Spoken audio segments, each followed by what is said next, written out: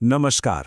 तो क्या कोई ऐसा स्टूडेंट है जो चाहता है कि पढ़ाई के साथ साथ अपनी शर्तों पर पैसा भी कमाया जाए?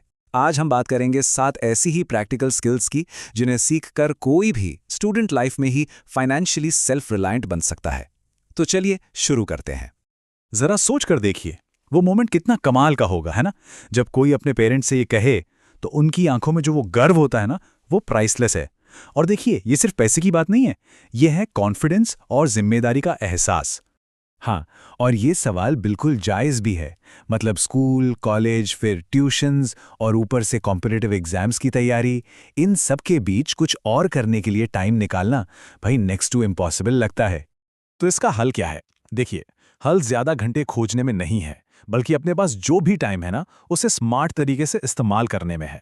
और यही इस पूरे एनालिसिस का सीक्रेट है कि हम स्किल्स को टाइम टेबल के हिसाब से बांटेंगे ताकि हर कोई कमा सके।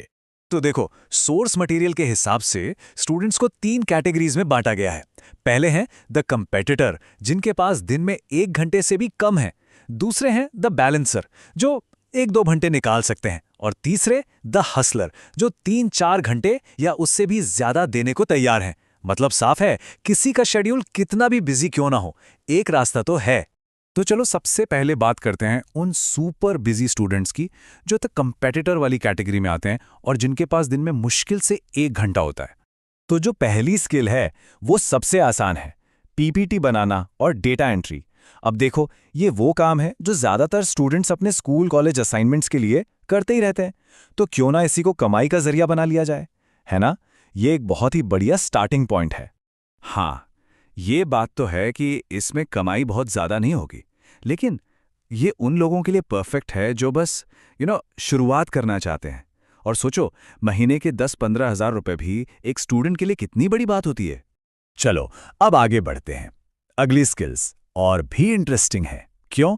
क्योंकि ये सीधे सीधे उस नॉलेज से जुड़ी हैं जो पहले से ही है। यहाँ कुछ नया सीखने का झंझट नहीं, बस जो जानते हो उसी का इस्तेमाल करना है। तो यहाँ पर 2 बहुत बढ़िया रास्ते हैं। पहला, अगर कोई रीजनल लैंग्वेज अच्छे से आती है, जैसे हिंदी, पंजाबी, तमिल, तो उसे ऑनलाइन सिखाओ, स्पेशली जो लोग इंडिया से बाहर हैं उन्हें। दूसरा, दूसरे स्टूडेंट्स के एकेडमिक डाउट्स सॉल्व करो। ये तो मतलब एक तीर से 2 निशाने वाली बात हो गई, खुद का रिवीजन भी और कमाई भी। और सवाल यह है कि ये काम करना कहाँ है? तो देखो, स्टडी पूल जैसी वेबसाइट्स पर अपने नोट्स बेच सकते हैं और ब्रेनली या चेक जैसे प्लेटफॉर्म्स पर दूसरों के सवालों के जवाब देकर कमा सकते हैं। ये प्लेटफॉर्म्स आपको दुनिया भर के स्टूडेंट्स से कनेक्ट करते हैं। और हाँ, लैंग्वेज सिखाने के पोटेंशियल को बिल्कुल भी अंडर एस्टिमेट मत करना। सोर्स के मुताबिक बबलिंग जैसी साइट्स पर 1 घंटे के 400 से 500 रुपए तक मिल सकते हैं, जो कि बहुत अच्छा है, स्पेशली जब टाइम कम हो। यहाँ 1 मिनट रुककर सोचते हैं, कोई अपनी पहली सैलरी से क्या खरीदेगा? पैसे क्यों कमाने हैं, इसका एक गोल होना चाहिए, है ना? शायद पेरेंट्स के लिए कोई गिफ्ट या फिर वो चीज़ जो बहुत टाइम से लेने का मन हो। यही मोटिवेशन असली ताकत है। ठीक है, अब आते हैं उन स्टूडेंट्स पर जिनके पास थोड़ा ज्यादा टाइम है, यानी हमारी बैलेंसर कैटेगरी।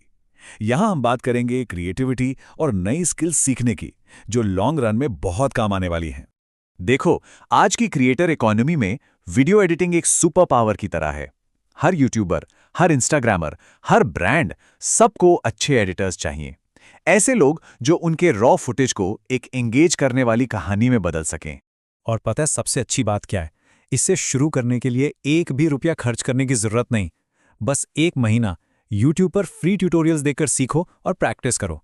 फिर जो छोटे क्रिएटर्स हैं ना, उन्हें ईमेल करो और शुरू में फ्री में काम करने का ऑफर दो। अपना पोर्टफोलियो बनाने और इंडस्ट्री में घुसने का ये सबसे तेज तरीका है। हाँ, देखो, शुरू में थोड़ा पेशेंस रखना पड़ेगा। हो सकता है कुछ काम फ्री में भी करना पड़े, लेकिन एक बार जब हाथ जम गया ना, तो सोर्स के हिसाब से एक एक प्रोजेक्ट के 5,000 या उससे भी ज्यादा मिल सकते हैं। ये मेहनत का बहुत ही शानदार रिटर्न है। और बिल्कुल वीडियो एडिटिंग की तरह ही ग्राफिक डिजाइन भी एक और क्रिएटिव स्किल है। थंबनेल बनाना हो, वेबसाइट के ग्राफिक्स हो, सोशल मीडिया पोस्ट, इन सब की बहुत डिमांड है। और सीखने का तरीका वो भी लगभग सेम ही है।